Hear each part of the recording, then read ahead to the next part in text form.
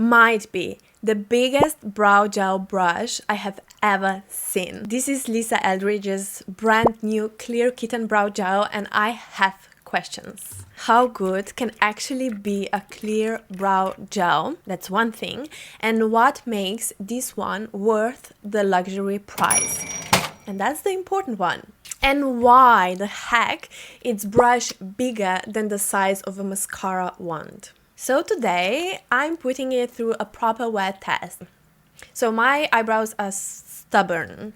They do not hold. The Freeze brow gel from Anastasia Beverly Hills, the tube one, was the best one so far that I have ever tried, but it became kind of goopy quite quickly. I hope that this is a new discovery. I also want to try this one on my flyaways because first of all, my hair is super frizzy. I have a lot of flyaways. I know it doesn't look like it, but I promise I do have crazy hair. So because we are calling this a multi-purpose product, we need to test both purposes. And by the end, we'll decide whether this is genuinely a special formula or simply a very expensive clear gel in beautiful packaging from Lisa Eldridge. So I'm gonna do a test wear today. I'm planning to wear it for at least 10 hours. Okay, the scent is quite strong. I mean, it's very antibacterial. I mean, it's not super strong, but you can smell it for sure. So the most obvious feature here is the applicator because it's so big. And I normally expect something very small and precise, particularly because we are actually working with fairly narrow area, and ideally we don't want the gel to get all over the skin around the brows. But this one is also designed for the hairline, so I understand why Lisa may have chosen a larger brush. So the question here is whether that makes it more versatile or just less practical, you know. So let's see how much product comes out of the brush. I don't know if you can see that, but I would say that it gathered a little bit around here at the bottom of the spoolie, but it doesn't look like the spoolie holds too much product. Maybe I would only like brush it off at the root of the spoolie, like that. And because the brush it's quite big, it looks like it holds generous amount of product.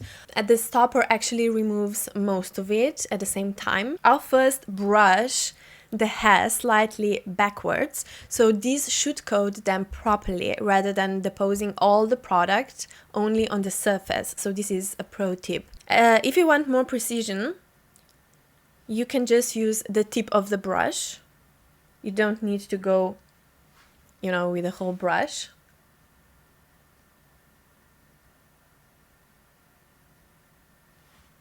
All right, like that. And now I'll brush them upwards and then outwards into the shape I want. Okay. So this feels actually quite all right. I'm using again the tip of the brush for the front part. Oof.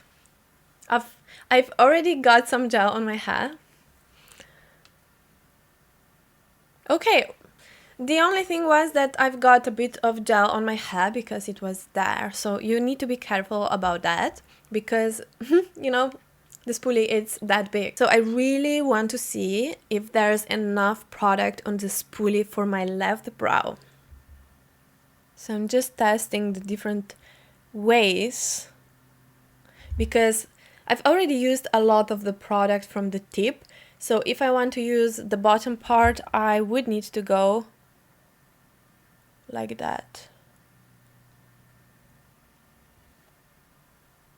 Okay, my brows look very fluffy, which I love. I don't like the laminating style of brows. I mean, I really like that aesthetic on some people, but not on everyone, and certainly not on me.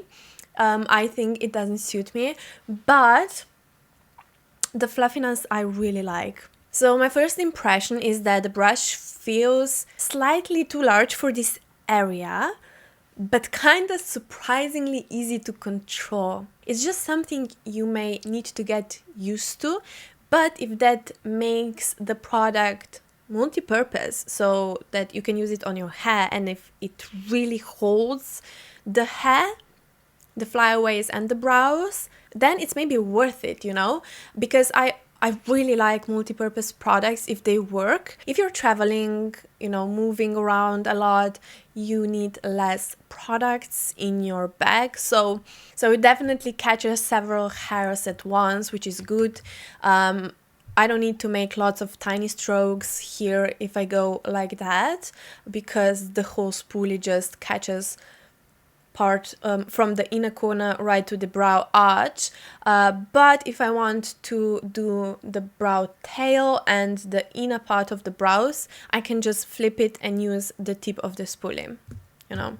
If you're doing it as I've suggested, so going firstly brushing them backwards and then placing them back, then you get a lot of product on your hair, on your brow hair, so you don't need to push it into the brows, if you know what I mean, because in that way you can manage any brow gel to get on the skin. So this is now a treated brow.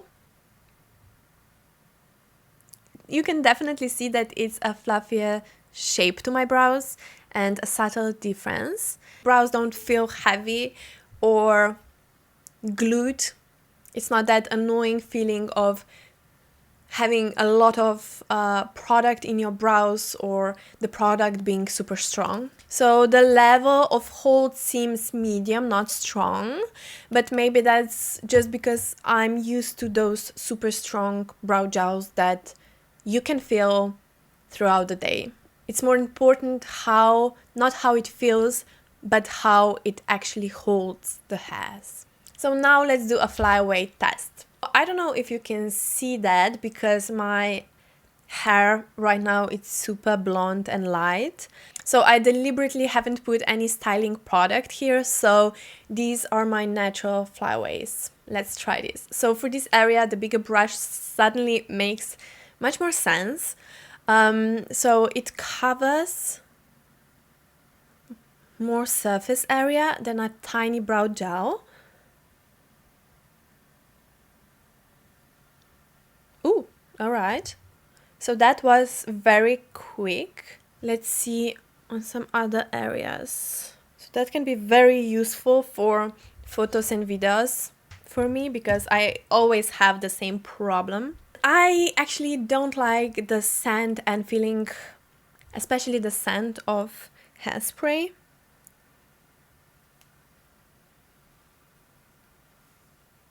It just feels so toxic to me to inhale that, so I hope that this is going to work. So probably you could do this with your brow gel that you already have. The only thing is that this one has a big brush, so you can do it very quickly. With a small brush it would take forever, and it's quite a lot of product in the spoolie, so that's nice. If I'm gonna do the hair, I really want to know how long it's gonna last on me because it's a very expensive brow gel. So the hair doesn't look greasy or wet, but it is stiff now. So it is like you've applied quite a lot of hairspray. I'm also planning to keep an eye on this area throughout the day to see whether the flyaways pop back up. So I have one practical concern. If you use the same applicator on both of your brows and hairline, oils or hair products could eventually transfer back into the tube. To me, this is not like a big deal, but I know that for some it may be. The tube is so small that before it would get too nasty, you're gonna be out of it, in my mind at least. So don't use it just once in a while, only if you're planning to use it just for your hair. That's my opinion on the matter. Yeah, now it's the time for a wear test. It's not fair to the gel, but yeah, I have been driving around with open windows.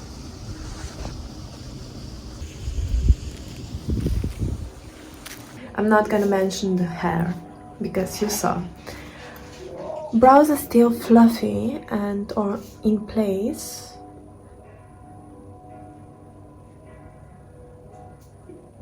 but the hold is medium.